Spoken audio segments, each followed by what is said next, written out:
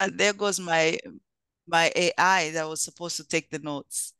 Don't know why it's not allowing me. Okay.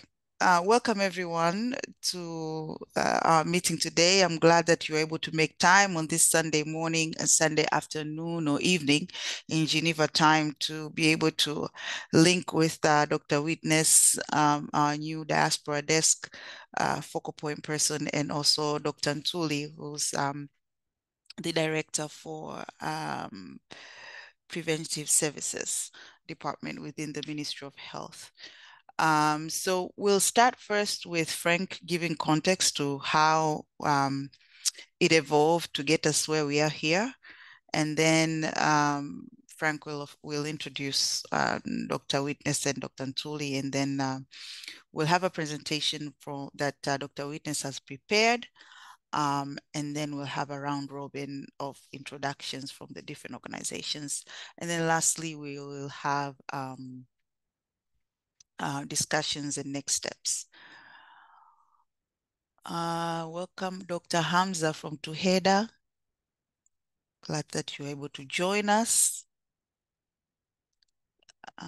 Okay, Frank, karibu. Yeah, asante Dada Tina for the intro.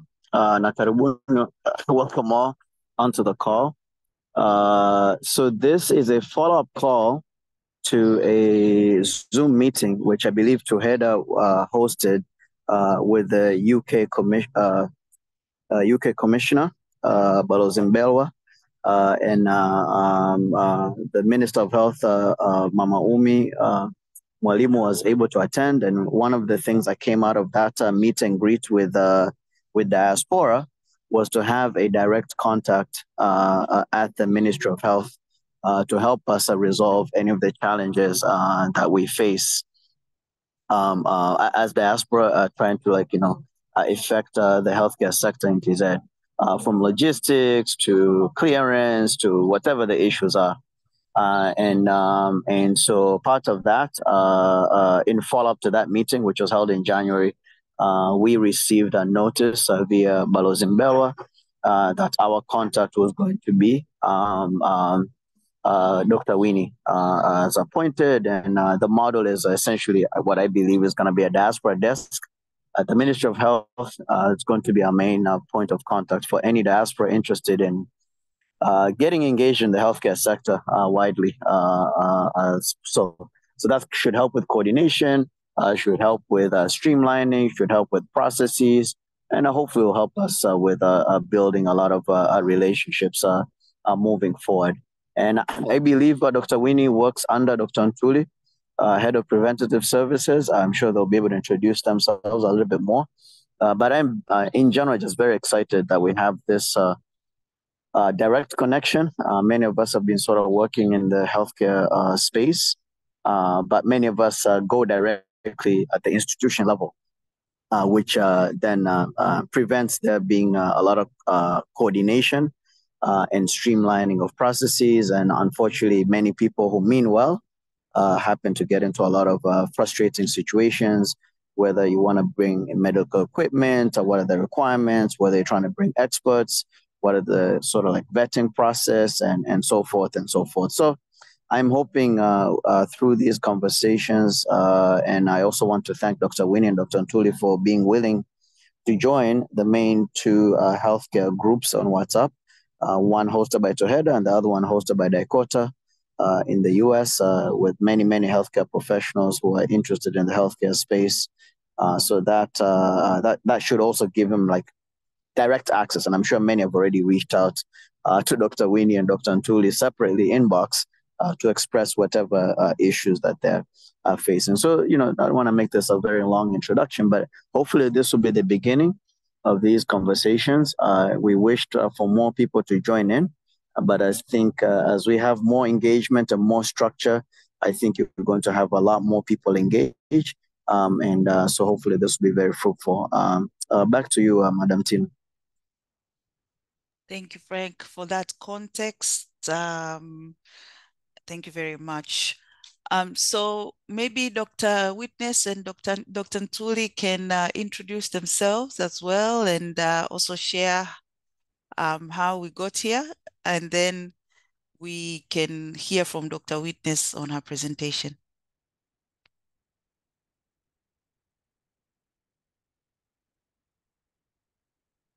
Dr. Ntuli, do you want to start?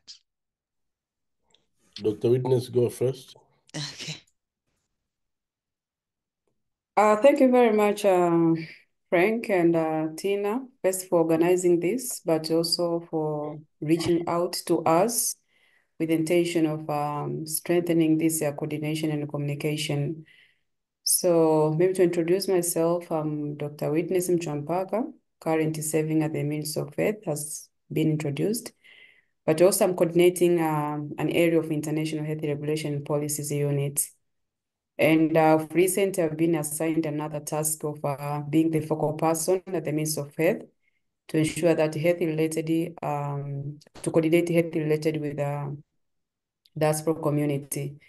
So I'm very grateful for this opportunity, and I'm ready to work with the diaspora community to ensure that the set challenge that currently existing can be addressed. Thank you. So good morning, everyone on that side, and good evening to Witness. My name is Ntuli Kapologwe. I'm the Director of Preventive Health Services at the Ministry of Health. So one of our sections in my department is responsible with the international health regulation, where Dr. Witness is working. I'm very much delighted to be part of this call, and some of you, especially I think Dr. Frank Minja, he once visited in my office, but by that time I was working with our President's Office, Regional Administration and Local Government, TAMISEMI, where I was directing health, social care, and nutrition services. And I remember he donated us with a pass oximeters, and I don't know if he recalls, I'm not sure, but he came That with... was actually part of the Bitim effort, which was actually led right, by Tina. So yes, thank you for recalling that incident. I thought I should give you a bit of reminder, if you may recall, but I'm very much excited. And for us, it has been really a dream to have our healthcare system well coordinated, particularly at the international level. So one among other things, my department is responsible with international health management. So Diaspora is part of that. So we are very much excited to start this conversation going forward. And we are quite very optimistic that with this type of conversation will add value to addressing all issues relating to health at local and international level. And we are more than happy also to engage in different activities that are geared towards improve the health and the well-being of Tanzanians. So on that note, I hand over back to my sister Tina. Okay, thank you, Daktari, for that briefing and intro. I'm glad that you were part of the Bitim Lipuko campaign. Dr. Witness, the floor is yours now for your presentation. Let me give you actually, because I think you have to share your screen. Okay, great. You're able to do that. I think you have allowed me already. Thank you. All right, great. Thank you. Okay, thank you very much. So we have been receiving a number of concern and some of the issues that some of the diaspora community members were asking in our inbox or through emails. And some of the questions we thought maybe we should prepare a very brief presentation, at least to give highlights on the health system status in Tanzania, the existing opportunities and challenges, but moreover to discuss further on how do we move forward in terms of engagement so that we can have a very smooth coordination for this task ahead of us. So we will share a presentation, me and Dr. Ntuli, and then we'll be engaging in the discussion after the presentation. So basically, these are the key areas that we will focus. We wish to enlighten on the health system organization in Tanzania, but the current situation of health service delivery, the existing challenge, but the priorities for the Ministry of Health, but also the call to discuss on the modality of supports that we think can work. And we can discuss together on the framework on how to engage diaspora community, but also to strengthen coordination between diaspora community and Ministry of Health. So in a nutshell, Tanzania, according to the 2022 census that has been recently conducted, it has a population of 62 million, of which almost 43% are children below the age of 15 years. And the administrative structure of Tanzania mainland is organized into several hierarchy levels to ensure effective governance and service delivery as depicted in the diagram. You can see the rural hamlets at the base, but with the national at the apex. And these multi-level administrative structures do facilitate decentralized governance, but also allowing for local participation in decision-making that serves for the development process. The pyramidal health system in Tanzania is designed to provide a hierarchy and efficient structure for delivery of healthcare services across the country. At the base of the pyramid are community-based services and dispensaries, which basically are most accessible services for primary healthcare. And they mainly focus on preventive services and basic curative services at the dispensary. But you can see at the apex of the pyramid that the zonal referral hospital in Tanzania, we talk like a hospital like KSMC and Bugando, but also the national hospitals, to mention Muhimbili National Hospital, which provide highly specialized care and advanced medical interventions. And this is just a summary of the table that show the number of health facilities with its distribution at different level that is depicted from the pyramidal appearance in the previous depict, but almost 83% dispensary that serves at the community level, where majority of the community do reside. And regarding public-private partnership, this is the key focus in Tanzania, as illustrated in the right diagram. It shows that nearly 40% of health facilities are privately owned. And this coexisting of public and private health facilities in Tanzania, it's create a balanced healthcare system that leverage the strength of both sectors to improve access, quality, and efficient of healthcare services for the entire population. So it's something that we really encourage key stakeholders to work together and join the government's efforts to ensure that the public-private partnership is being strengthened in the country. So allow me to welcome Dr. Ntuli to proceed with the presentation. Thank you. Thank you very much. And next slide, please. Next slide. So looking into universal coverage, service coverage index, you are not performing very well. We stand at 43, which is together the majority of African countries. But if you look at the north, you find that majority of them, they've got universal service coverage index of more than 71. But that being said, is that we have some slow progress. If you compare with what was in the year 2015, when we had a universal service coverage index of 38%. So that is not enough. We need some investment from different people, including diaspora communities, so that we can be able to have a universal coverage, not by 2030, as outlined by WHO, rather somewhere even by 2040, for us to be able to arrive to that. Next.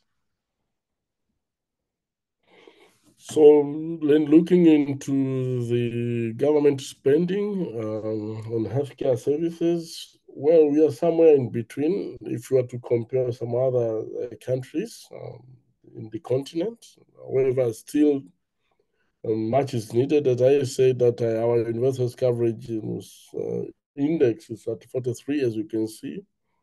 But when it comes to the purchasing power parity, we are still very low. So we need, as witness said, a public-private partnership, but we also need to have engagement with people, not only those who are within Tanzania, but who are all over the world. So we need to have a very good framework which will attract people from different parts of the world to work with us, so that to strengthen our healthcare system, but also to increase the government spending. And with the government spending, it means that we, as a government, also need to look into some other financing options that will help increase the spending into the healthcare sector.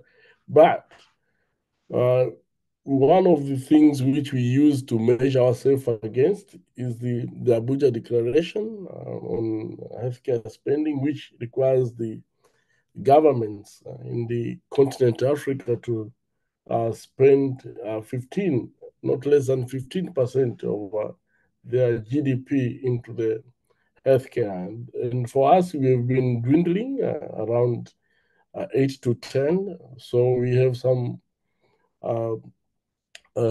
journey to go so that we can be able to arrive to 15%. Next. So what are the current situation? So when it comes to the preventive healthcare services, we are relatively doing good, especially with the immunization and the vaccination. Our coverage is above 90%. And as you can see with these different maps from 2019, so you find in 2019, we had some regions with red and number of yellows. As we progress towards 2023, you can see now we have very few districts, not regions, with both red and yellow. Well, we still need to make sure that the entire map should be green and not with some patches of yellow and the red. Next. So with antenatal care visits, especially before 12 weeks of gestation, we are not performing very well. It's around 39%. And this is an area which we actually invite Diaspora to come up with innovations, creativity that will help actually the mothers to attend the antenatal healthcare visits before 32 weeks, before 12 weeks of their gestation, because the science tells that those who actually attend the antenatal visit before the 12 weeks of gestation, then the outcome of pregnancy is good as compared to those who attend thereafter. So we encourage to come up, we can have mobile technology innovation, or you can have whatever innovations that you hope our mothers to actually have an early attendance or antenatal clinic. So that's a very important indicator. Next. Then when it comes to the facility delivery, we have made some progress. Actually, now it stands at 81% as compared to 41% in 1999. However, we have still now 19% of women delivering at home due to various reasons, including the poor customer care, but also in some areas in the country, they cannot access the services at the facility level. So all facilities are very far away from their areas of residence. So those are some of the reasons. But the issue of customer care is one of the issues which came out of many surveys which have been conducted at the community level, that there is disrespect and mistreatment. So those could be the reasons which explains the few mothers who are not delivering at the facility. Next.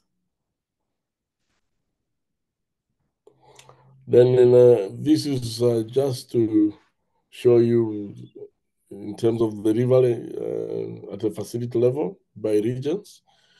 And we have number of yellow regions, which I would say they are relatively not performing very well, including the Mtwara, the Tanga, you see, which are not performing well. So we have to continue actually sensitizing and also coming with different interventions that will help issues around the customer care, but also increasing access to health facilities.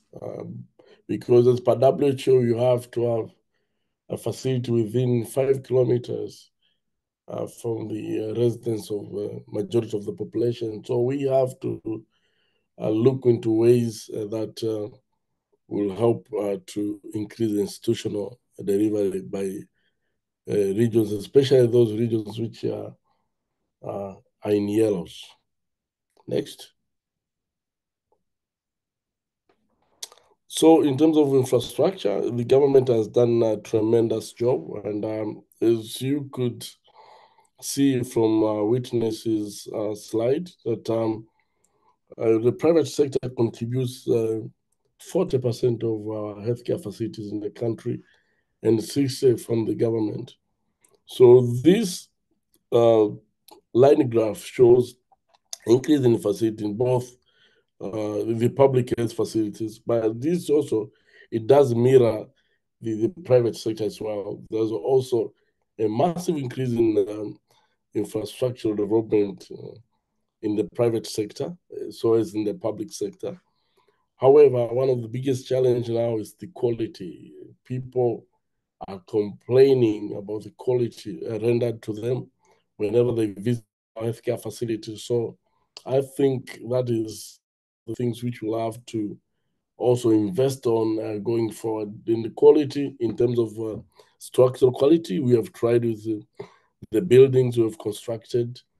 And in terms of ambulances, we have tried some ambulances and some of the facilities. But the challenge is a human resource for health under the structural quality, and also the equipment. Some facilities are not there. But when it comes to the processes, there is some progress made in terms of people following up the standard operating procedures and abiding to the guidelines. They are trying. But when it comes to the outcome, the morbidity and the mortality, this is something which we feel we need to invest more. The issue of incisional site infections, the issue of morbidities, that of unsafe surgeries is one of the challenges which we are also encountering with. So these are the areas which we also invite different stakeholders, including the diaspora community, to work with us so that we can address. And we understand that rendering the quality healthcare services is a process. But if you are working with people who are experienced, then you should be able to address that challenge within a shortest possible time. Next. So these are some of the photos to show you what the government has been able to do. And I must say, this was next to impossible, maybe 7 or 8 years back, but at least now we are seeing this. But again, as I said, some facilities are well equipped, and the very good equipment have been installed, but still the quality, in terms of the quality of the healthcare providers, but also the quantity, those who are manned in these facilities, it remains to be the challenge. Next. So looking into the distribution of healthcare workers, physician or nurses per population ratio, we see there are some regions which are not performing well, including the Geita, Simiyu, Tabora, and others.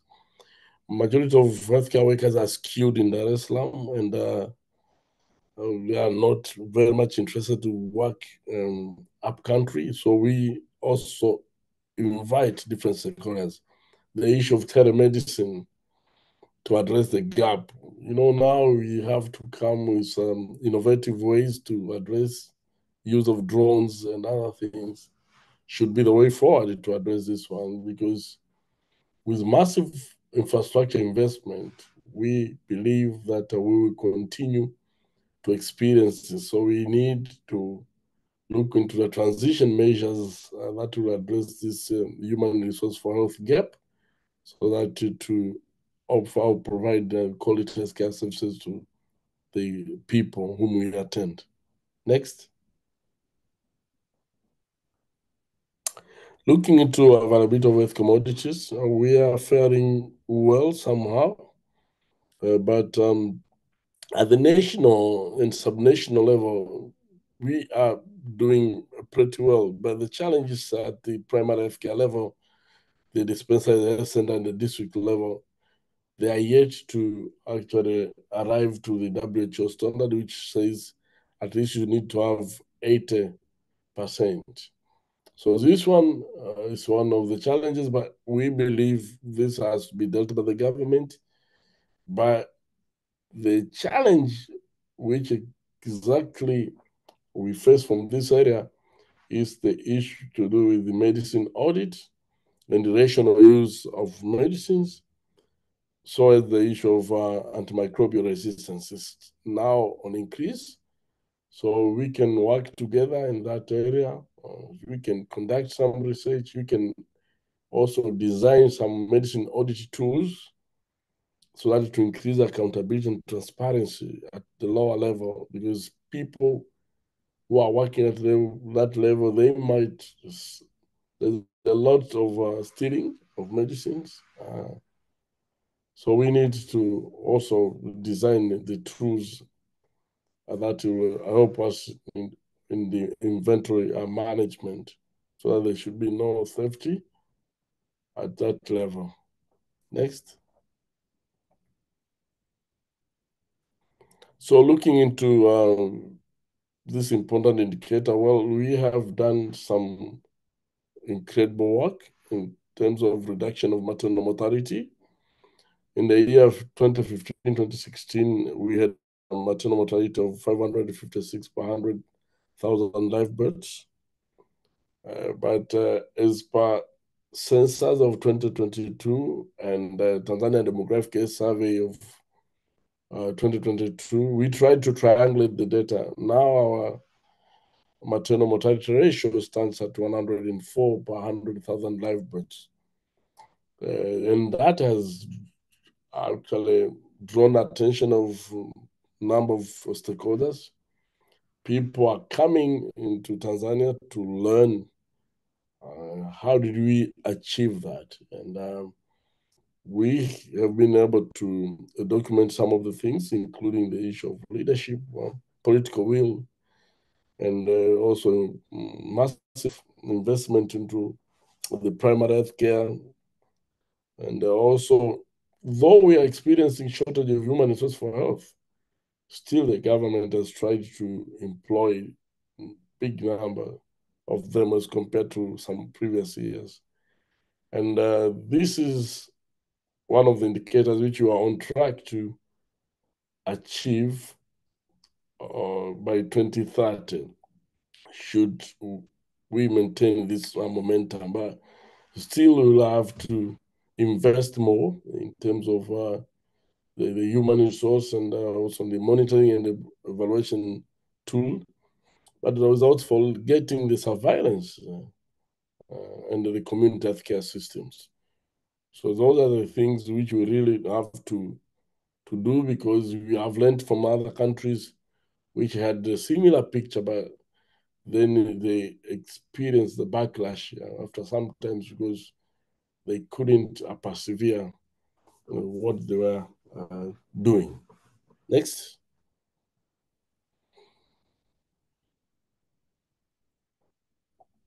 So looking into the child survival indicators, well, we are experiencing downward trend with all the indicators, the neonatal mortality, the infant mortality, and the under 5 mortality, though we are off track to achieving sustainable development goals and the universal coverage, because you see with the neonatal mortalities, now it stands at quarter 3 of 24, but we are supposed to be at 12. So all these are actually forces us to think differently so that we should to be able to achieve this one. Because with maternal mortalities, well, we have tried and we're on track, but these ones are the ones which are not performing well. We are off track. We have to also look into innovative ways and also come up with creative ideas that will help speed up or accelerate the reduction of the under 5, the infant and the neonatal mortalities in the country. Next. Now looking into the current status as far as the star rating assessment. This is one of the approaches which we use to ascertain the quality at the primary healthcare level and partly at the secondary. We have been able to use this tool for years, but it's quite very resource intensive. So many people do not prefer to use it. So that's why I said we are welcoming new ideas. Someone from the US and in the UK, you can come up with something which you think can be of help in our settings, because we really need to have a cost-effective tools that will help to improve our quality, especially at the primary healthcare level, where we register majority of complaints as far as the quality of service provision at that particular level. Next. So recently, it was January 31st, we launched the Integrated and Coordinated Community Healthcare Workers Program, and with the aim to increase access to healthcare services. And we did some modifications in the new launched program. Now, it won't just be providing the health promotion and prevention services. We have also some basic curative services to be provided, including the malaria testing, diabetes testing, and also provision of first dose of malaria before a patient being referred to the nearby facility. That was not included in the previous guideline, but with the new guidelines, now they will be providing health promotion, health prevention, some basic curative services, but also there will be responsible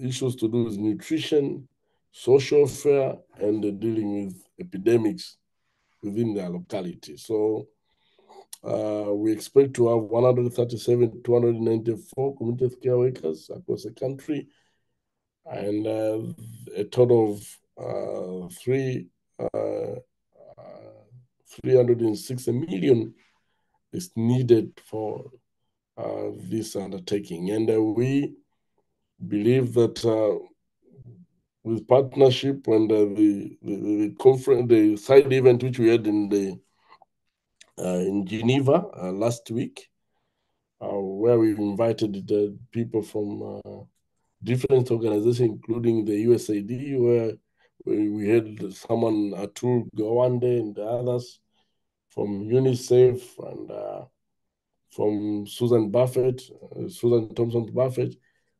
All of them pledged to support something in this regard, and we believe it will be able to assist us to strengthen the community healthcare worker system infrastructure, but also to have a very strong system going forward.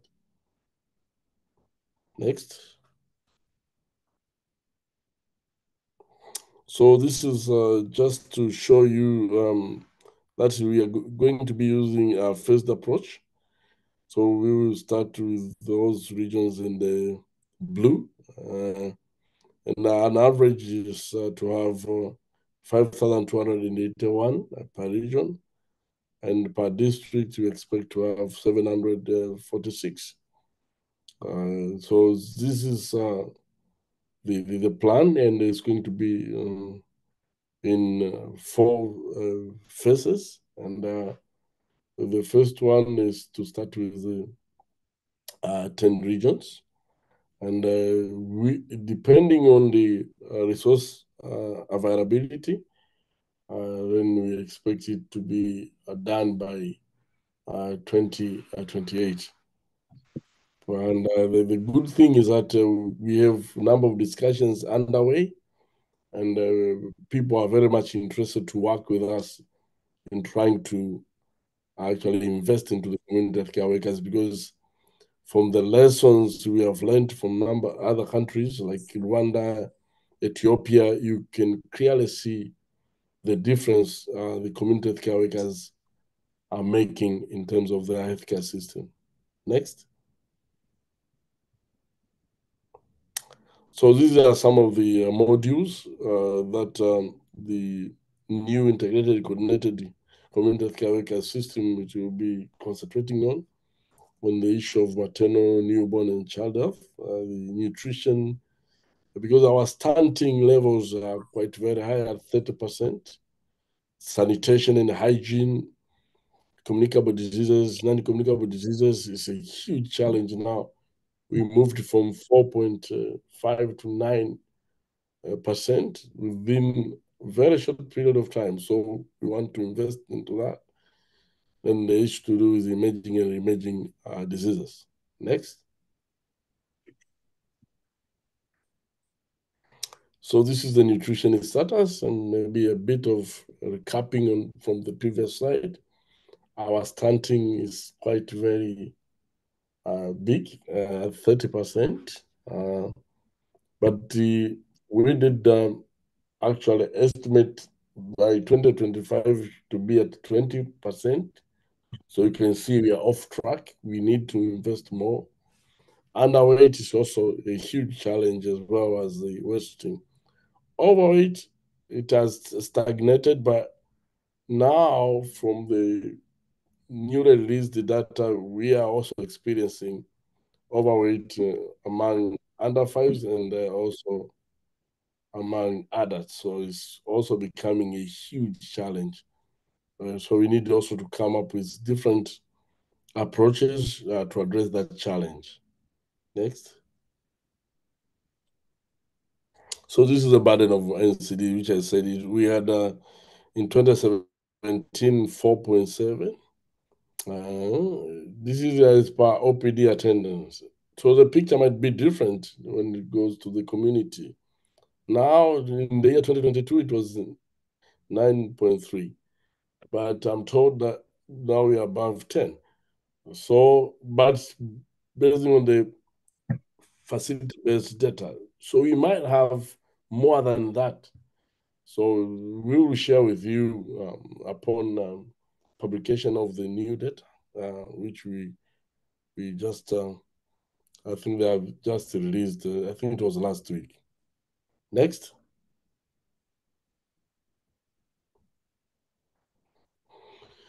So the linkage, and integration of healthcare services, the universal coverage and the quality of care. I think I've already spoken about it. But also the universal coverage, looking into those 3 dimensions. So it will depend now where one wants to engage us, whether it's to do with population coverage or service in terms of quality coverage, but also the cost of health services in terms of insurance. Because as per universal insurance, we'll have 3 main providers: the government, and we'll have those from the informal sector, but also from the private sector. So one might wish to start the insurance company. I think that's also an area where we can work together, because in the end, we want every Tanzanian to be covered by insurance. Next. So on that note, let me take this opportunity once again to welcome Dr. Witness to take you through the remaining part of the presentation. Asante. Thank you very much, Dr. Ntuli. As we're approaching the end, we thought also we should share the existing challenges. I think most of the challenge were very well explained in Dr. Ntuli's contents. But just to spot few, we are still facing a challenge of low leadership and governance capacity at the primary healthcare level, where basically we need to strengthen if we wanted to move to the next level in terms of healthcare services, but also poor quality of service delivery at the lower level. That's also still a challenge. And regarding the workforce, currently we are standing at 60%, which is still much low compared to the need. And another is a fragmentation of the ICT systems. We are having multiple systems that we are collecting different informations, and we really wish to have harmonized these systems. But also the low coverage of electronic HIMS that we think will be able to assist us with the timely data and timely information. And another area is low financing of the CHW program. I think this has been well explained in the previous talk. And another is the low partnership and collaboration with the diaspora community. And we are happy that these discussions and engagement has come at the right time, where we can see how best we can work together to address this challenge.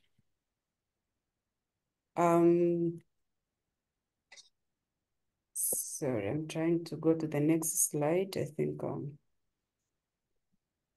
okay, so these are among the priorities of the Ministry of Health, and I think we got several concerns and requests from some of the diaspora community members. Really, they wanted to know what are the priorities for the Ministry of Health. So we thought even in this presentation, we should at least highlight some of the priorities for the Ministry of Health. This include health promotion and prevention, but also improving the quality of health services at all levels, meaning from the community level to the top, that is the national level, but also employment and deployment of human resources. As we have seen, we are standing at 60% workforce, making all health facilities functional. We have health facilities, but we need to equip them. But also focusing on a harmonization of the existing system. This will assist us and enable us to have timely information from different sources, but also continue to strengthen public-private partnership at all levels, including diaspora community. I was happy when Dr. Ntuli mentioned about Dr. Frank and the whatever he delivered in the country. I think that's something that we need also to continue strengthening. Another area is health diplomacy and medical tourism. I think this is an area that also is among the priority in our country, and also ensuring there is sustainable financing and social protection. And these are the others that we thought they are very important, and because we're going to share also this presentation, we think almost everyone will be able to access this. We need also to strengthen the part of the community healthcare workers, a program that we have recently launched, and it really needs support to move forward. but also continue with the combat of non-communicable diseases, focusing on the area of research and innovations, but also in the area of maternal, newborn, and child health. It needs to be as what was presented in the previous slides. And another thing is strengthening tradition and alternative medicine, that we think is also an area that we need to put more efforts. And other areas include strengthening diagnostic capacity, include use of artificial intelligence and machine learning. I think this is coming up and it has been advertised, and Tanzania is not spared. We think also we need to prioritize this. And another area is climate change and health, but also strengthening outreach and mobile services. So we think all these are possibles, and the priorities that have been highlighted by the means of faith are possibles because of the enabling environment that we are currently having, including strong political will, which is very supportive, but also the public-private partnership policy, which is existing in the country, and it really guides the involvement of key stakeholders, but a coordination at the means of faith that has been strengthened by having a focal persons and the department that will be able to assist in the engagement of the diaspora community and the other key stakeholders, but also the Tanzania Investment Center that also assists in ensuring that the environment is being enabled. Diaspora leadership, we are happy that we are able to communicate with some of our diaspora community members, leaders, and even to reach at this level of having this meeting, I think it was a collaboration of diaspora leaders. And existing of different dialogue structures that we think our diaspora community have, but also the one that will be established during these discussions.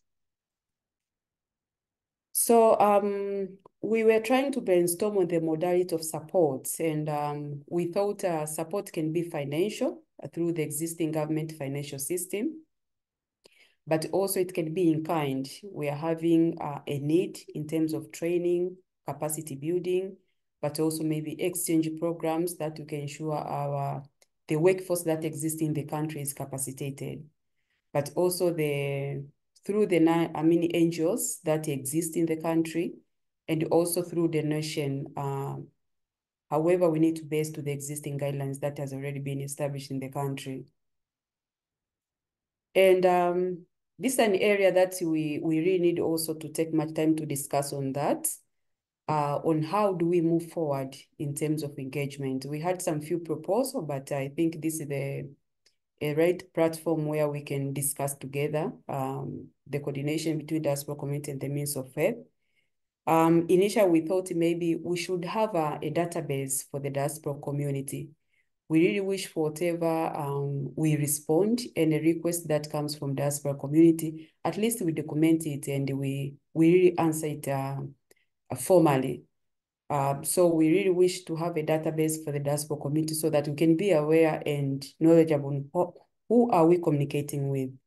But also to have a regular meeting. We thought maybe to have quarterly meeting between diaspora community and means of faith. But this is a point of discussion. I think this platform can also guide on how best to move. And also to have a small secretariat for close follow-up of the action point and resolution. We really wish this thing to be a routine that we do. We have the action points and then we make a follow-up. We don't leave anything unattended.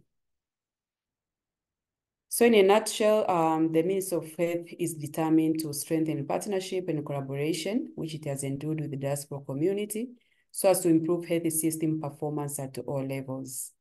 And at this juncture, we really thank you for your time and for listening to us. I believe this presentation will be able to share, and that can be shared to larger group, but also to continue with the discussion on the modality of engagement and the other party that might need clarification. Thank you very much, and over to you, Chair. Thank you so much, Dr. Winnie, for that a very insightful presentation on where we are as far as our health landscape is concerned, and also highlighting the priorities of the Ministry of Health and opportunities and areas that diaspora can engage on. The next The next item on our agenda was introductions of the different participants, the different organization leaders, but maybe we can spend a few minutes for any reactions or any questions, just so that we can have clarity on maybe some points that are presented. And then we can go into the introductions. So if anybody has anything to share or ask from what you've heard today.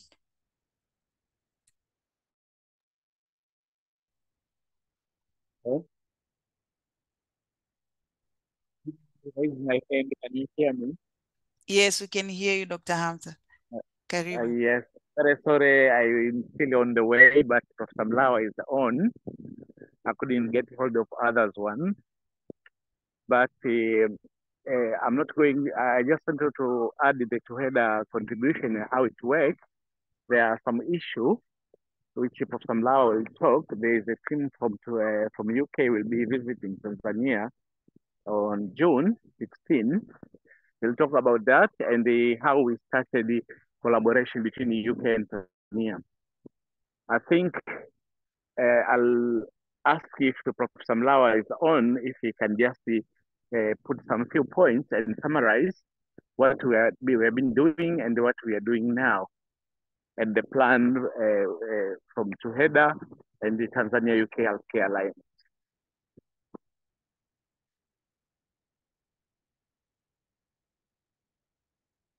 Professor Mlawa.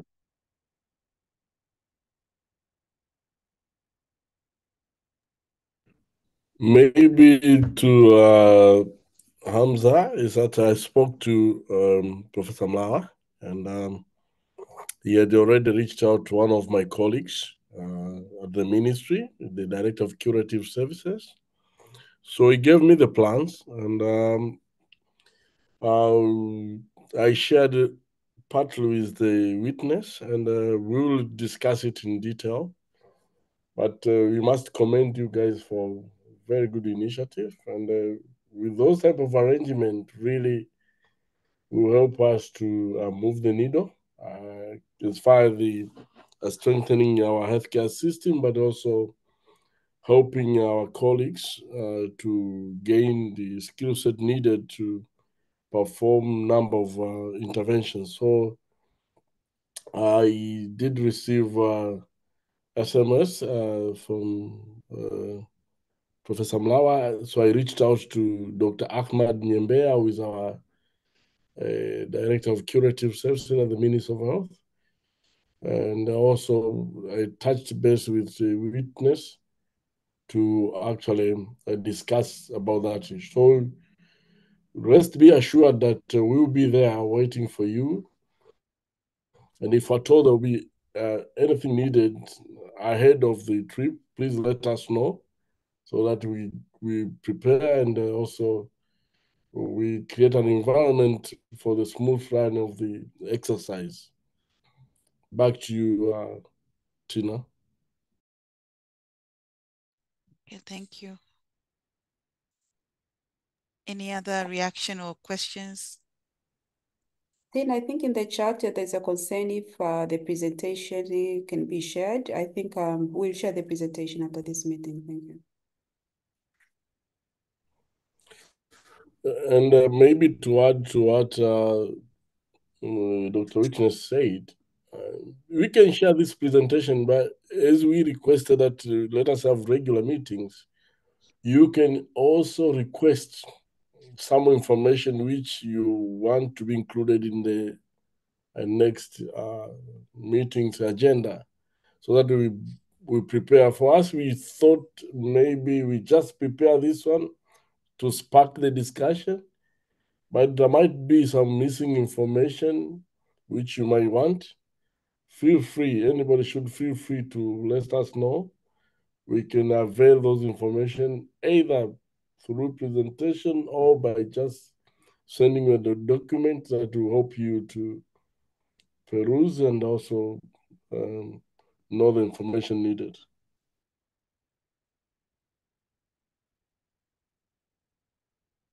All right. Thank you so much. Now let's move to some introductions. It seems like you are already aware of Tuheda, sorry. But let's have them first introduce themselves.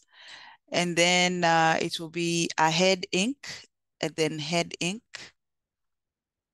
And then Bridge, and then Real Road to IR, sorry, Real. So Frank, you go last. Yeah, so Dr. Gideon, go ahead. So my name is Professor Gideon. I'm based in London. I'm a physician, and my area of specialization is diabetes and endocrine. And I am here on behalf of TUHEDA, which stands for Tanzania UK Health Care Diaspora Association. I'm a founding member of TUHEDA, but also a current treasurer. And I'll be part of the delegation coming to Tanzania in June. And the delegation is made up of multi-professionals. We have a one-day symposium at MoH and a one-day symposium in Zanzibar. And I think this platform has been very helpful, and we are looking forward to having more and more meetings like this so that we keep up to date in terms of how we can collaborate better. But above all, the collaboration should benefit our patients both in UK and in Tanzania.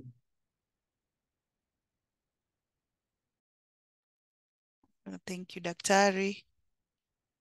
Ahead.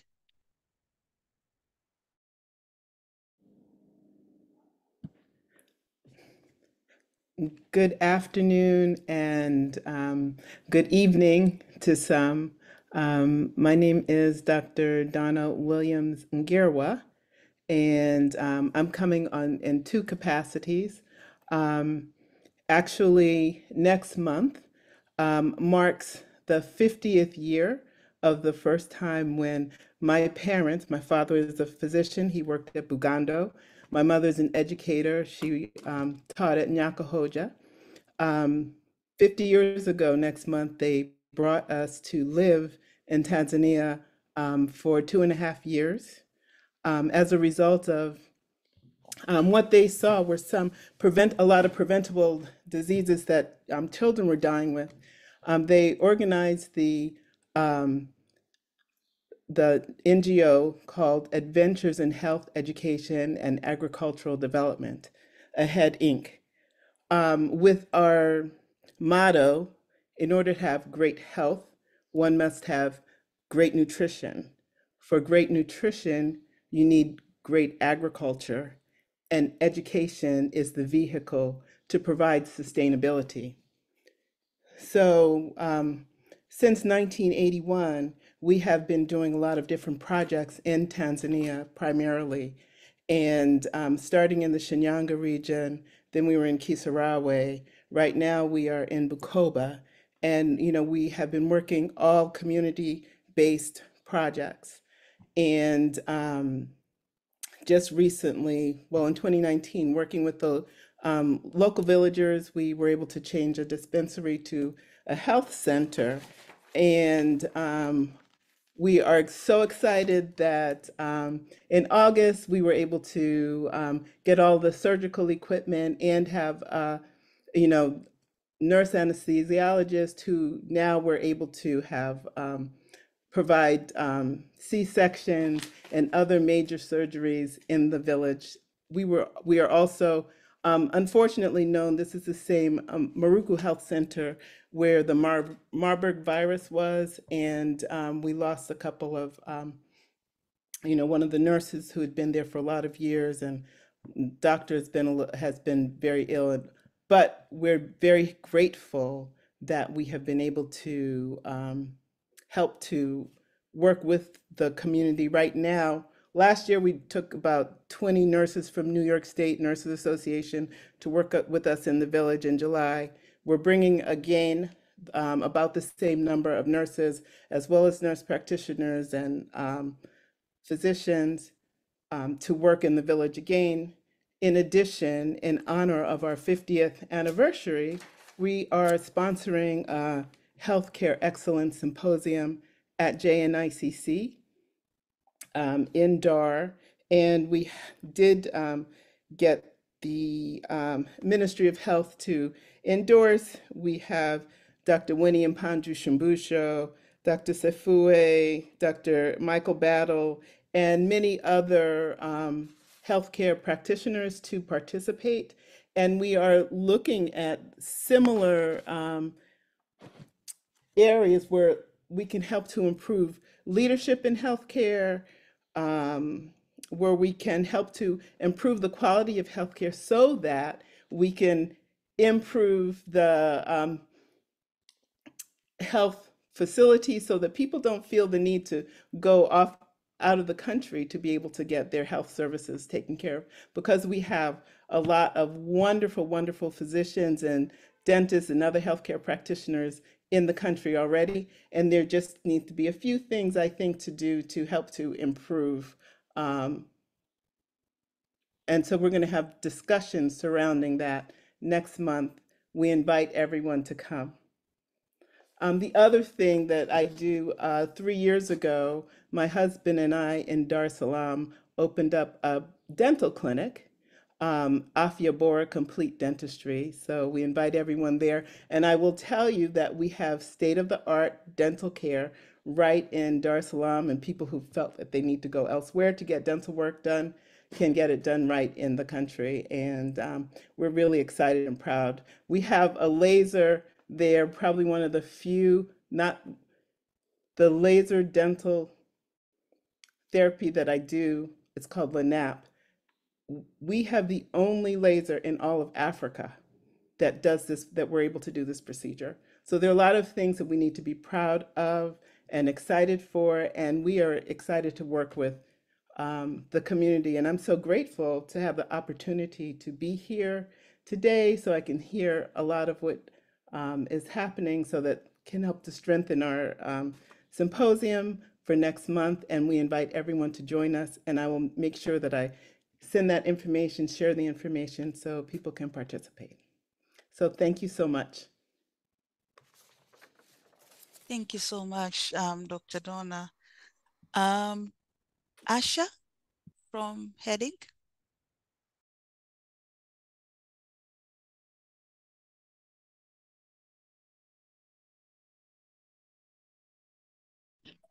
Hi, good morning, good afternoon, good evening.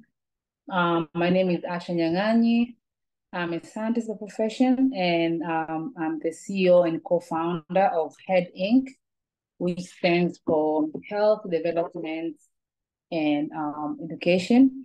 So we have, our main concentration has been health services and training in Tanzania. We do organize the medical mission to go to Tanzania every year. And we have served several areas in Tanzania, both sides, Tanzania Bara, mainland, and Zanzibar. And we started organizing medical mission, calling for the medical doctors here in the US. Fortunately, years back, Diaspora started joining in, and our team members who are coming with us, Tanzania, to provide the medical services and training from everywhere. So we have volunteers coming within the US, originally Tanzanians and Africans. We have volunteers coming from South Africa, Kenya, Uganda, and our main goal is to share the knowledge. So when we go to medical mission, either Tanzania, mainland, or Zanzibar, we arrange camps at different locations, and we do work with the same doctors of the same field. Let's say if we have a pediatrics or dentist and OBGY coming from our side, we'll make sure that we get the same volunteers who will be willing to work with our doctors here coming for the mission. And we have partners with the Ministry of Health in both in Zanzibar and mainland. So if you want to see our reports, we have reports for the past since 2015. We have worked at different regions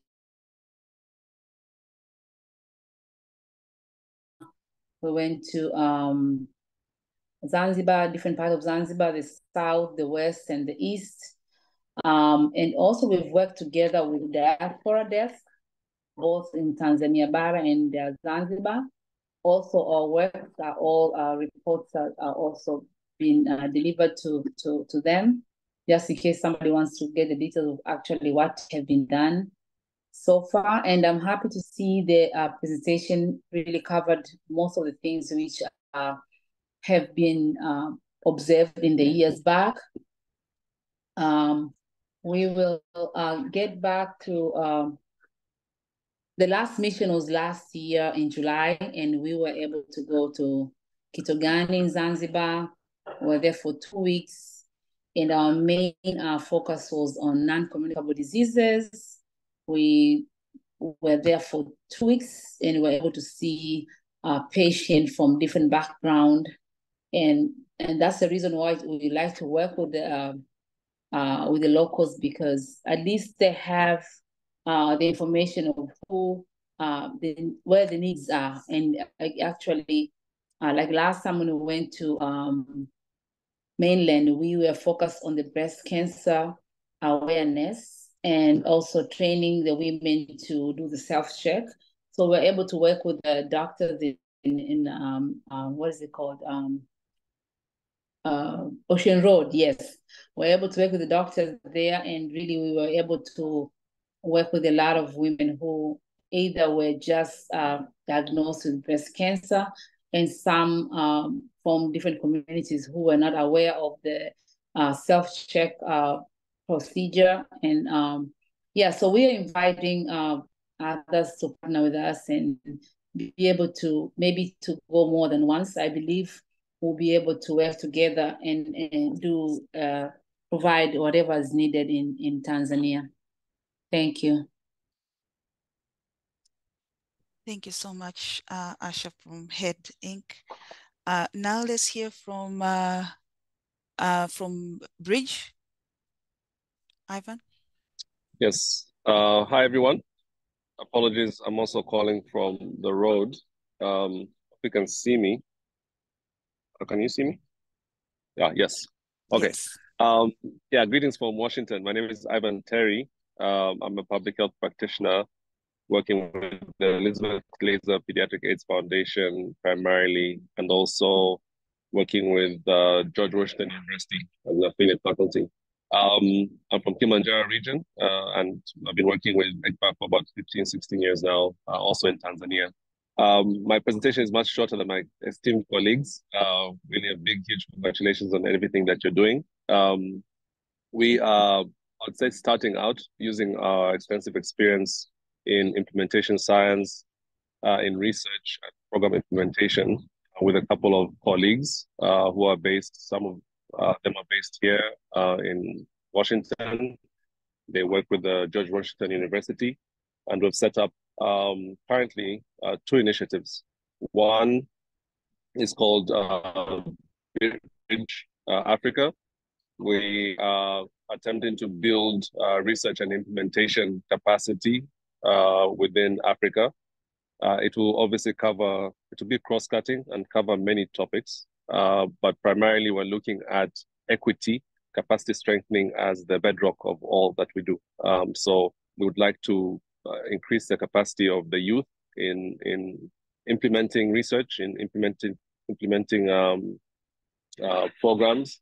We also want our youth to understand equity and how to really parse out what equity is and how we can use it as a bedrock of development in Africa as well.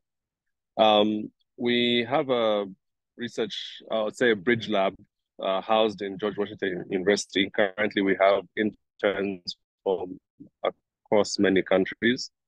We, I'd say Africa focused, but we also have a huge lens on Tanzania because 3 of the 4 directors are Tanzanian. So we're actually looking forward to working closely with many members here in building that initiative as well. The other initiative is around really using and accelerating the use of innovations. within the healthcare sector across Tanzania. So that means most of the time we know what to do. We know what's right. We have standards. We have healthcare standards. We have research on where the gaps are. We have research on what the priorities are. We have good data on who's been affected. But when it comes to implementing sustainable practices, we often fall short. When it comes to implementing things with fidelity, with quality, we often fall short. So we want to really work in that space to work with the Ministry of Health and other partners to make sure things stick. So standards stick, quality of care sticks, is sustainable, it caters to everyone as well. So that's briefly about myself. We also are really looking forward to working with Dakota and working with I'd say the embassy here as well, to see what role can we play as being in Washington, D.C. In terms of trying to work with some of the priorities that the Ministry of Health colleagues have pointed out. So, for example, they have pointed out financing issues. Can we look for different financing channels aside from the big ones that we know, PEPFAR, Global Fund, Gates, but can we look at how we can partner with the very many companies that exist here, partner with other private organizations when it comes to medical tourism and so on. So I think extending just beyond the traditional implementation, we would like to really work across different parts of the health sector to see how we can work, especially with HRH, financing, leadership and governance as well. So we're looking forward to those conversations and supporting as the diaspora. Thank you, Mwenyekiti, back to you. Thank you, Ivan. And lastly, Road to IR, Frank. Yeah, asante Dada Tina, and thank you also Dr. Ntuli and Dr. Winnie for those great presentations, and my colleagues for doing the intros and your comments. So just a brief introduction of Road to IR. That is a group that we've been working at Muhimbili National Hospital, helping to establish intervention radiology services and also training. I'm a radiologist by background, and that is one of the areas that we're very passionate about in capacity building, but most importantly in building capacity for subspecialty training, which is going to help Massachusetts too, which is going to help us be able to increase the number of experts, and then hopefully that will trickle down. So far, our program has graduated 13 interventional radiologists, many of them Tanzanian. We do train also people from Rwanda, Nigeria, some of our trainees. And in addition to that, in Road to IR, we're also involved with work at Muhimbili National Hospital with other specialties beyond interventional radiology. So for example, we're also in neuroradiology and also women's imaging. So in general, we're basically trying to improve capacity building by establishing training programs, because many times our physicians do not have opportunities for these to advance their specialty. So they can go for observerships, which we're thankful that the government is sponsoring a lot of observerships to India, South Africa, and so forth. But very often those observerships may not come with hands-on training just because of the legal structure. So you can come and observe what we do in the United States, but it's not practical that you're actually going to be able to actually operate on one of the patients or be able to actually do procedures on the patients. So when we do the training in Tanzania, you have two immediate benefits. One, our patients get better care. And then two, we also create our own specialists. So we have 4 neuroradiologists who've graduated from our program. 2 more are going to graduate this year. And then lastly, with the women's imaging, we have 3 trainees. 2 of them are going to graduate this year. And also just recently, we were able to help install a mammography unit at Muhimbili National Hospital. And ostensibly, that program should help with breast cancer and uterine cancer, addressing those 2 main things in women's health. So in closing, just a couple of comments. I do wish to work very closely with the Ministry of Health in strengthening our ability to build capacity. So I would be looking for comments around how do we streamline, for example, credentialing of diaspora experts so they can be adjunct faculty at our different institutions in Tanzania. So if we have physicians here, how can they also basically gain in Tanzania, and how do we sort of fast track that? How do we fast track, for example, medical licensing requirements, so that way we don't create, people are working at world-class institutions, but then we're gonna use 6 months in Tanzania to get them credentialed and approved to work in the Tanzanian context. So a lot of those are barriers why many people, while the experts here, have no interest in sort of like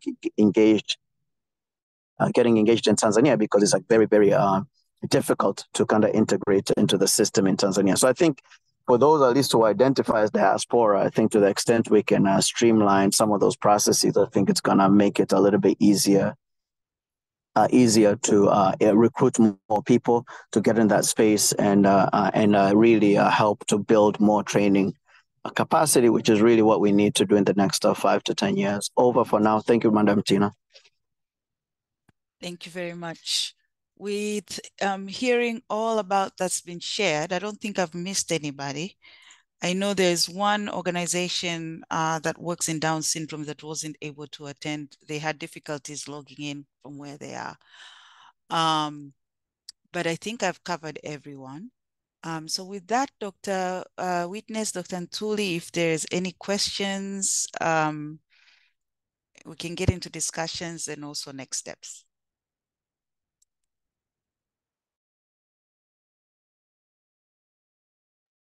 Thank you very much, Tina, and thank you for all the representatives from the organization that have presented. They're really doing a great job, and congratulations for that. I think at this juncture, I don't have a question. Rather, I would appreciate if we can discuss further how do we move forward. So unless there's a concern from Dr. Ntuli, maybe we can do it into discussion on how to move forward. Thank you.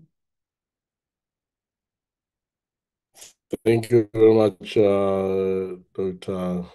Witness. I join hands with you just to register our sincere appreciation for colleagues in the diaspora space for the contributions you are offering to country Tanzania. And that's quite very exciting for me to hear all what we've been doing. And I was thinking, how best do we make that visible? Because you guys, you are doing a tremendous work in trying to improve the health outcome of our population. And but that is not very much visible. Maybe the essence of having this type of conversation will actually take us to where I wish we should be, including the visibility of what you are doing and the support you have had in the country for many years. So I must first and foremost commend you guys. And as I said earlier, that be assured that you'll have all the support needed. So having listened from different organizations, and I learned one thing, that first we need to make sure that we profile the diaspora community. And this is just to a little bit echo from what Professor Minja said, the issue of having adjunct faculty and the issue to do with credentials. Well, there's a lot of opportunities around there. For instance, if you want to teach, if you want to be attached to certain institutions with their adjunct status, there are so many. So what we are missing, and we tried to reach out to Tina with a Google survey tool, kind of to try to profile you, to know Dr. or Professor Frank Minja, Professor Gideon Blau, apart from being a physician, what else can offer. And today I also gotten to hear to Ivan what he's doing in the public health space. So we want to know so that we can try to connect you to different institutions.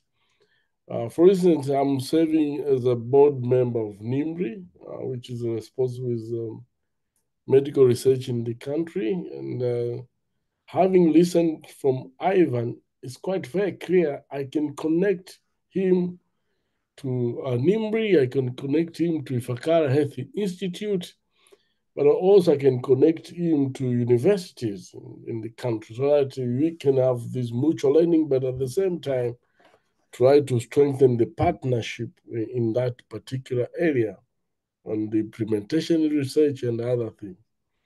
So one of the next steps I would suggest right away, although maybe I know there's an agenda for that, is let us have the profile. And from there, then, we will work on that profile and come up with our suggestions. So you being leaders, then that is something which can be done by you in your respective communities, so that to allow us to know who in there and what is he or she is doing, and so that we can assign you different tasks accordingly. That's one. Secondly, there's issue you being leaders now. We wanted to know, as a general presentation, maybe who is the president of the diaspora? You leave alone the Dakota, leave alone the two. Yeah, we just want to know who is the president, who is the secretary. And from there, then, you can also prepare a presentation from your side that this is what we have in terms of the communities. Just create some thematic areas, maybe clinical areas as a thematic area. You can have public health, you can have, and from there then, it will make us very easy, because in the end, we want to optimize your presence in the diaspora so that to leverage with what we have in Tanzania. To arrive to that, we will have really to have a very serious engagement in terms of your profile. You should also know what is existing in Tanzania. That's why I gave you an opportunity to actually to ask us any questions or ask for whatever information is needed. I was happy to hear from Asha, Hamza, from my sister Donna, what you are doing, having the state of art.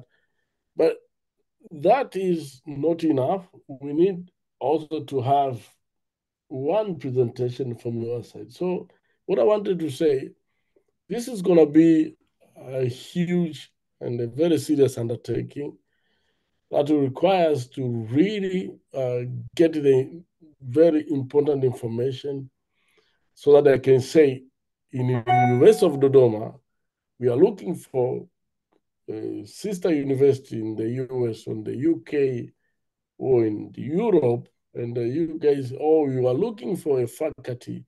Now with technological advancement, one need not just to travel to Dodoma as a visiting faculty or lecturer. One can make a presentation elsewhere and still we can benefit from his or her expertise. So that is within my capability, because I also serve as a part-time lecturer in some number of universities in Tanzania. And they would be very much appreciative to learn that there are colleagues in the different continents who are willing to help to offer the services in terms of capacity building, but also in terms of skill development and exchange. And for me, this is what I learned from the conversation today, that we have a lot of opportunities out there, and you guys are doing a tremendous work. And I really felt also we might be forced to have a bulletin, and that goes down to Dr. Witness. We will have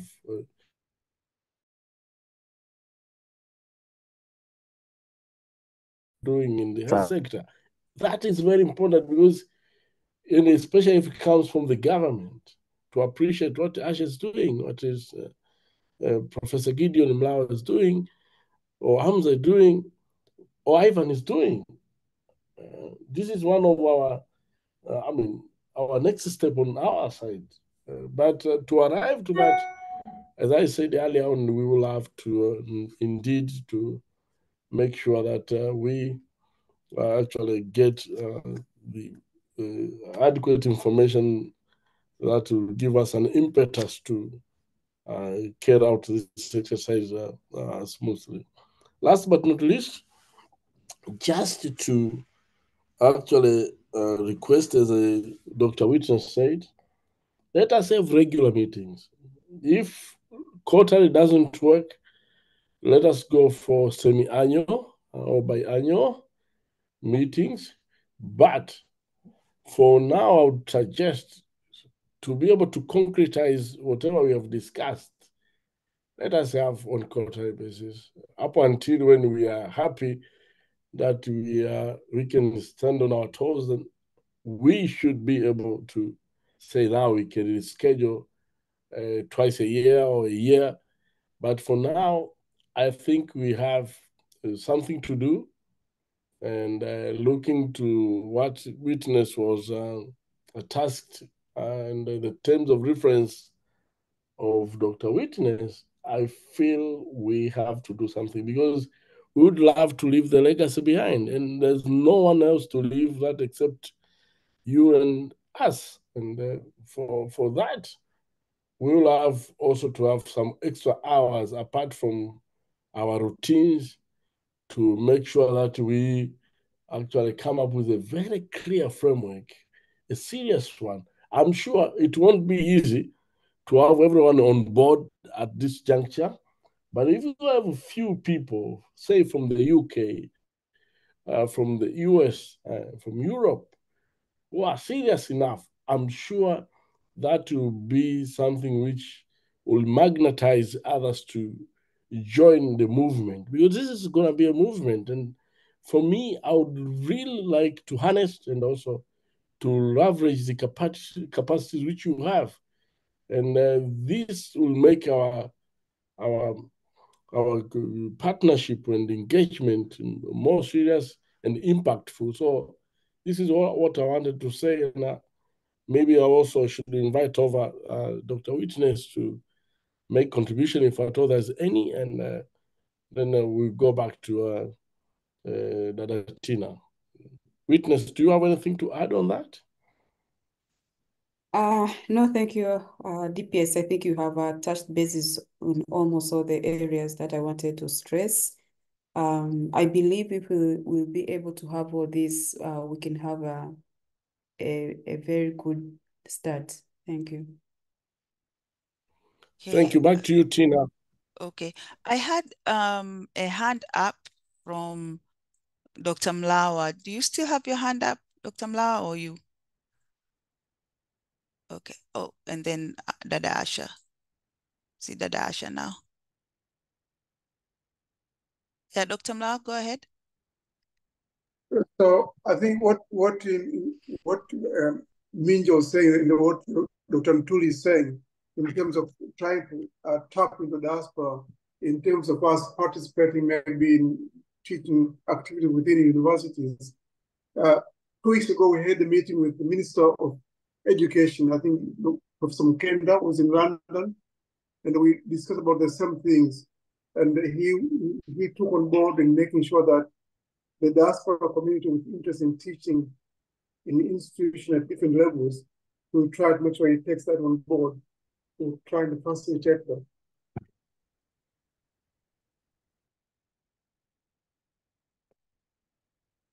Okay.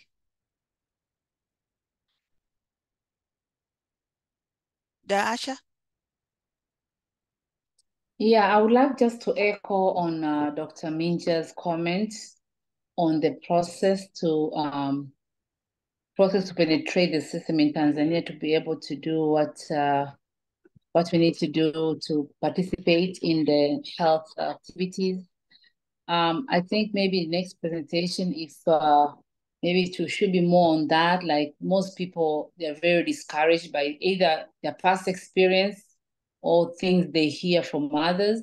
So I think if something will come from the other side about, how the procedure has been streamlined to be able to give access the vibalis and bringing things like medical donations where most people have been stuck because people don't know procedure.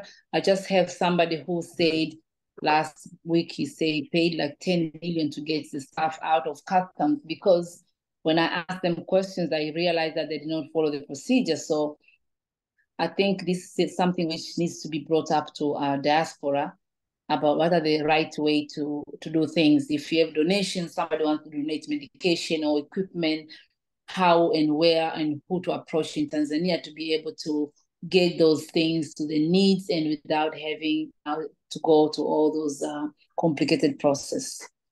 Over.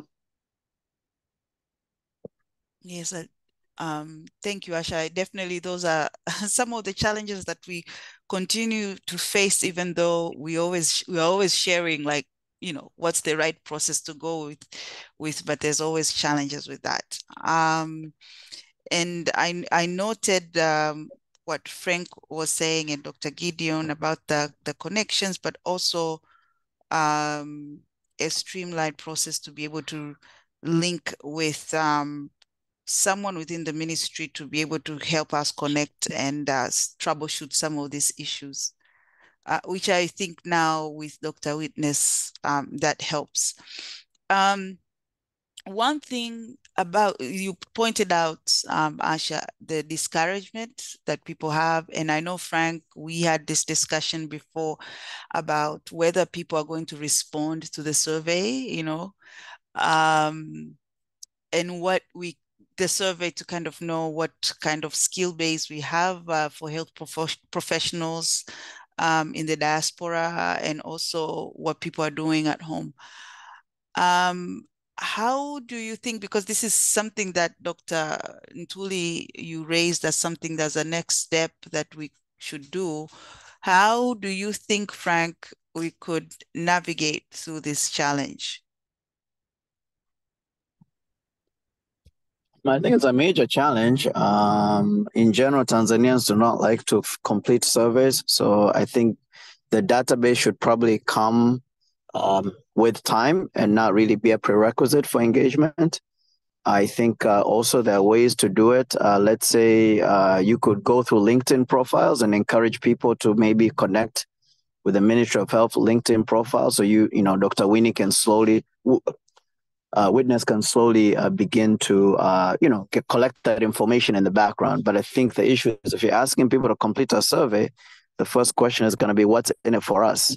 Because they're putting in their time, they're putting in their effort. They don't really know how that information is going to be used by the government and whoever, and the issues of privacy. So people in general do not want to complete surveys.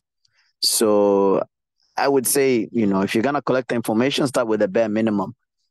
Just maybe name, email, profession, and you can do that also through these Zoom meetings. You can create a registration form where people can tell you a little bit about themselves, but not really feel that they're completing a survey. But you can collect, like, where do you work? Are you academic? Are you not academic? Are you willing to work in Tanzania? Blah, blah, blah. I mean, you can do that, but it has to be very creative. If you just send a survey link, I guarantee less than 10 people are going to complete it. But we have more than several hundred professionals out here who want to engage. Now, lastly, I think once the Hadi Malum comes, I think that is also going to really hopefully streamline a lot of these things, because people are not even recognized formally by the government, and now the government is asking for their personal details. That's also like not very, very efficient.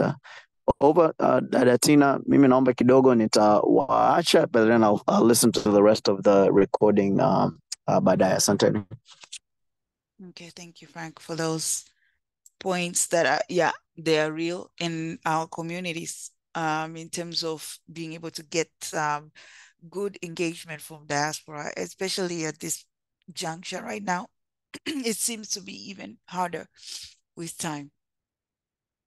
So in terms of do we think in terms of next steps, do we think, like you said, Frank, maybe another meeting such as this where there is an introduction to a broader group of people who are experts in, in health, and also we do a Zoom registration, so that way you're at least, Dr. Ntuli and Dr. Witness, getting some information, some basic information about people profiles, and then we have the Dr. Witness presentation, and then some other discussions that are guided. We'll have to have some specific discussion questions to guide that, and also clearly defining how we work with you, Dr. Witness, right? What can we come to you for? What to expect as far as support is concerned? That could also be described in such a meeting. Any thoughts on that?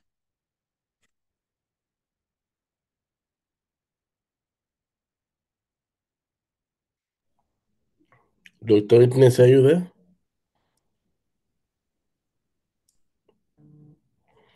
So maybe I'll partly start to respond.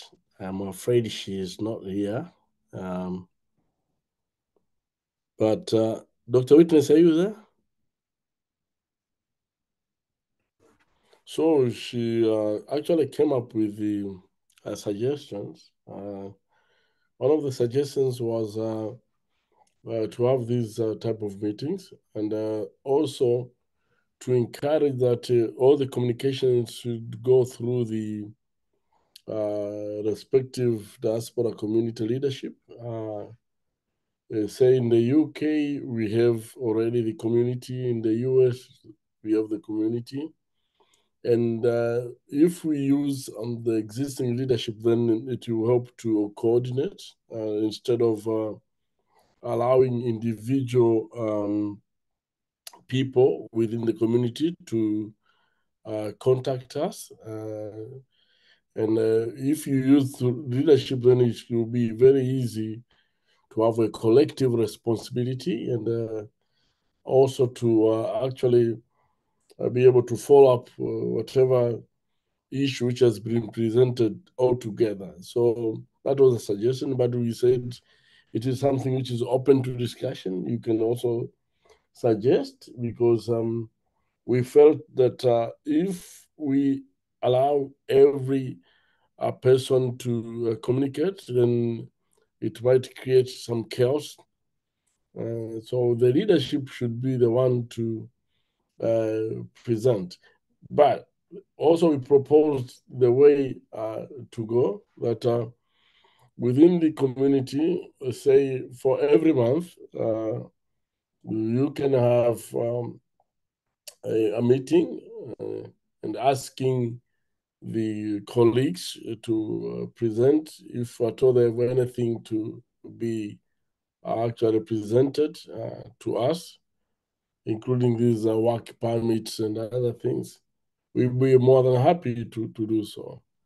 Because what we learned, again, in the short period of time which we have had an encounter with you, that the group is quite very diverse, and there are some of the people who want to communicate without the knowledge of the leaders of the community. And if we entertain that, then we might end up having a chaos instead of having a coordinated way to dealing with matters. But again, as I said, this is something which we discussed, having had some experiences after being introduced to you, and we thought we need to have a very good system that will smoothline the process, and will enhance accountability, transparency, but also to make sure that there's a collective responsibility. Witness, are you there? Yeah, sorry, I was trying to unmute myself. I don't know what was happening with my laptop. Maybe to add on that, the question was, did you hear the question from Tina? It was kind of it was breaking. Maybe if you can echo it for me. Thank you. So she wanted to see how would you like to be engaged, and so this is the responses which I was trying to give. That we did discuss that the whatever communication should be channeled through the leadership, and the leaders should be made aware of any conversation members from any community want to advance forward. But we said this is something which we did discuss before, but we are still open to actually more discussions so that we can have a smooth run of this exercise. Because in the end, all what we want is for Witness to create a very good environment for you guys to actually engage with us and also to help the population in need. This is all what we want. Now it will depend now. If at all the leadership in the respective community doesn't work up to the expectations, then we have to think the other way around. Those were the initial ideas, and we'll be more than happy to hear from you as well. But before asking Tina to proceed, let me ask Witness to make her contributions. Yeah, Tina, I agree with Dr. Ntuli, and it's something that we are discussing. Basically, we are trying to look at the modality on how best we can have a smooth coordination. So I heard Dr. Frank. I know it might be difficult maybe to get the database for all, but maybe through your leadership, we can design even a very simple database that does not require too much personal information. Just maybe if it's an organization, where is it located? How is it supporting Tanzania in terms of health-related matters? It will also help us when we are giving feedback to those who have appointed us, what we have done maybe in a month or so. So I think that's very important, and this can be done through the leadership organizations that you have created. And regarding the modality of communication, we thought if it go through the lead of a certain organization of that community, it will also assist us to have a very formal response, because we might find maybe 4 or 5 members from the same community asking the same question at different time. And I think you are almost about 200 and plus. So it might sometimes be difficult to respond it timely, but if it goes through the head or the lead of the community, we can prepare the responses in a formal way, and then we can share through the emails, and then maybe it can help to address the key issues that has been asked by many from the same community. So this is the way that we are thinking maybe we can proceed, but we are open up to your suggestion on how best we can continue to engage each other.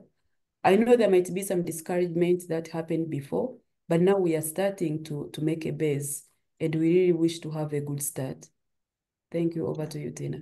Yeah, thank you, Dr. Witness. Yeah, so my suggestion, maybe we can have a follow-up meeting. I see there's some hands maybe from hands.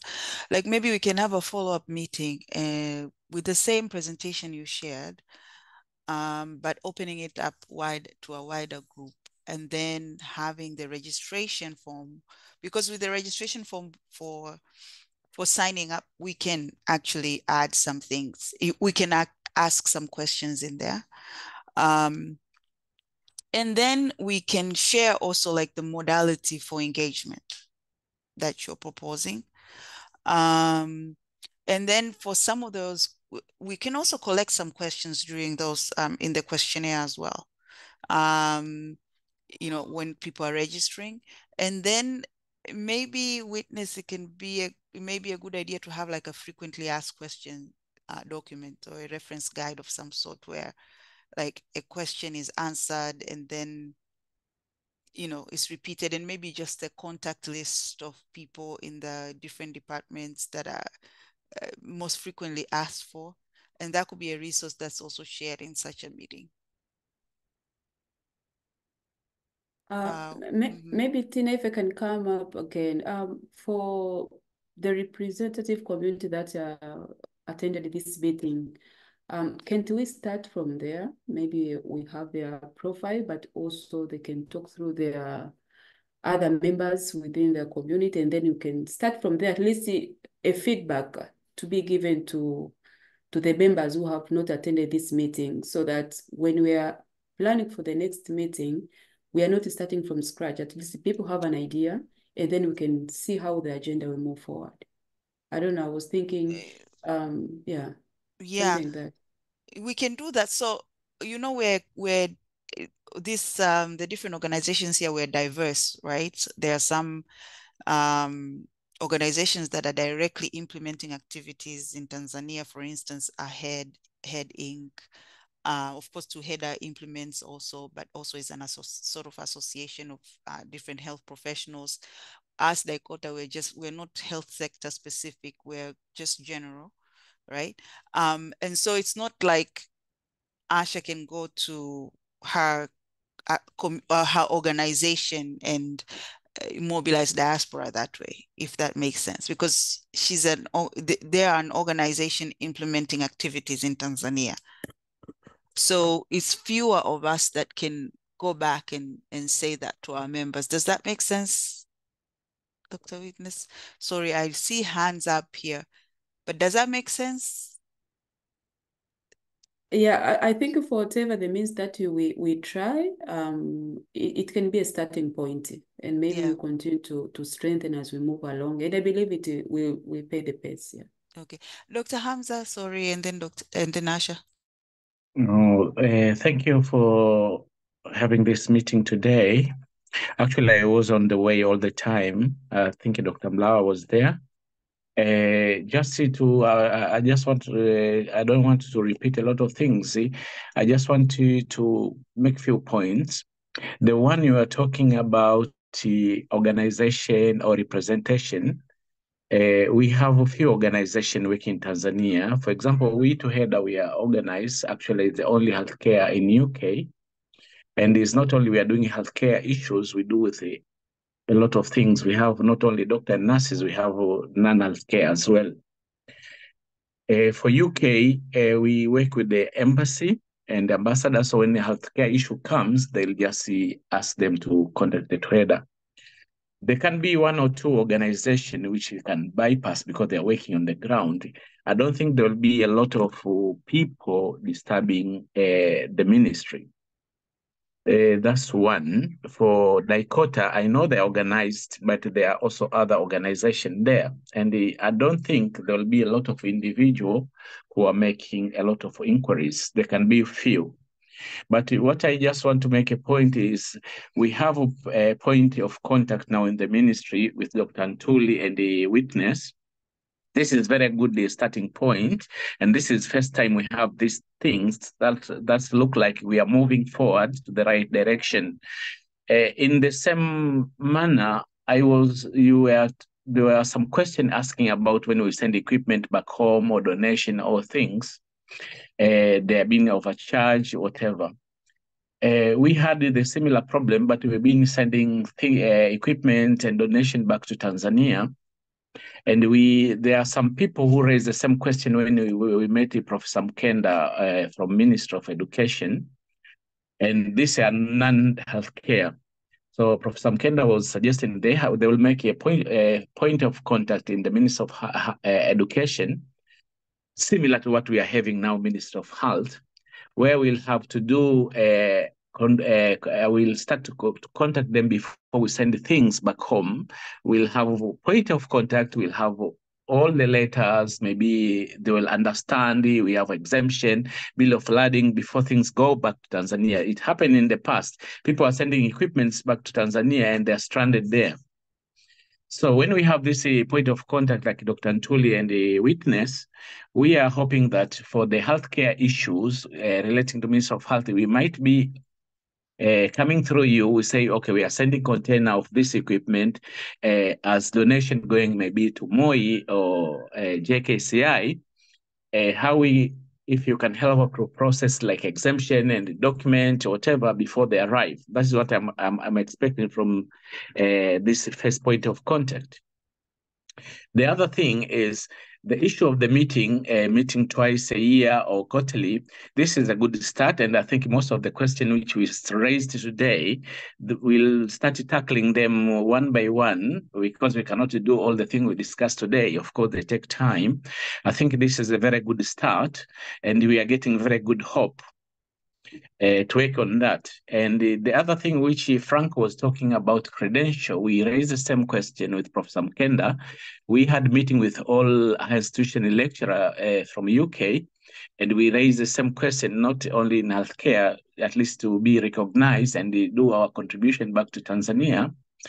I think from the Minister of Health and from today's meeting, is it possible for to take it forward and also to liaise with Minister of Education also so that we can have credential in all sector of education institution, not only in healthcare. At least if we come with something, maybe we have people who are not as a doctor or nurses, maybe lecturer in engineering, IT, journalism, and whatever is. It should be like a joint thing to have this credential recognized. And that will make it easy for us, diaspora, to engage, even if before the special status things come. I have a lot of things to contribute, but you have taken a lot of your time. I think I'll stop it here so that you can hear from other people.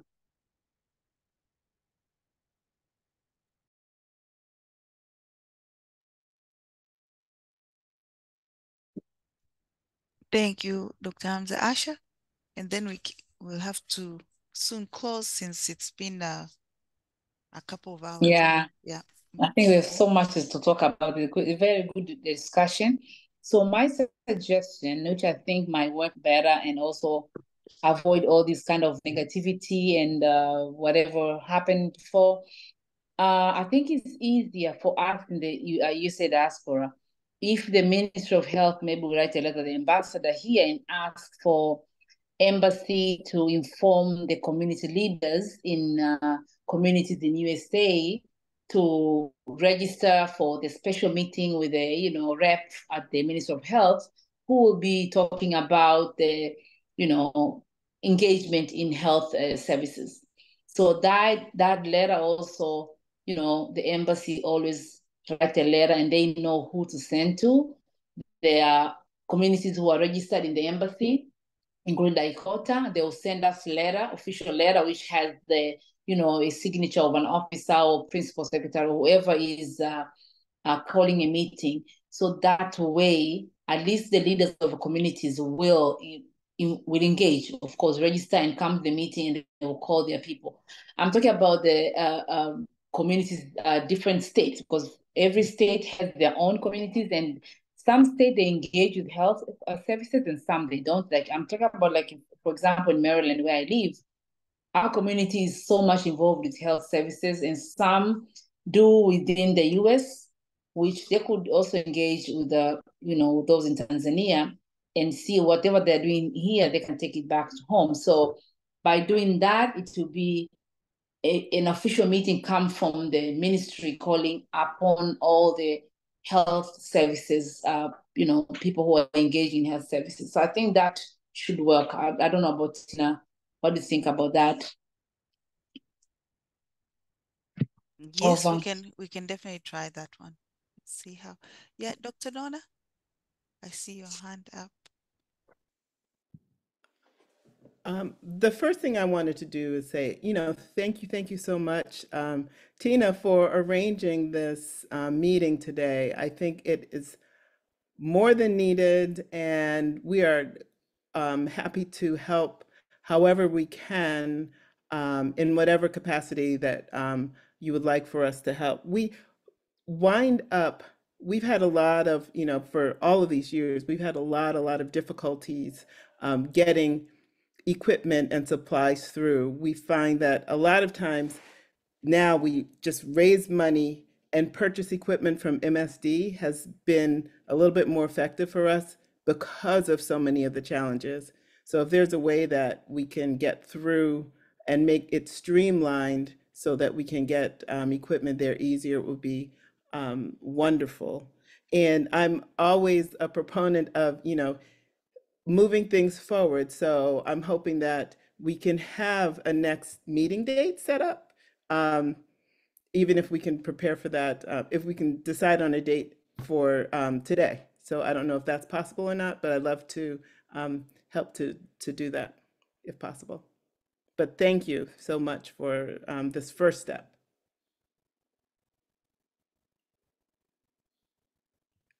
Thank you, Dr. Donna.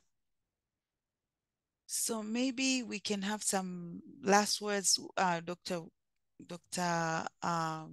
you, Dr. Ntuli and Dr. Witness. I know, Dr. Witness, I'll follow up with you for action items specific on how we move forward. But maybe just some few words from both of you before we close.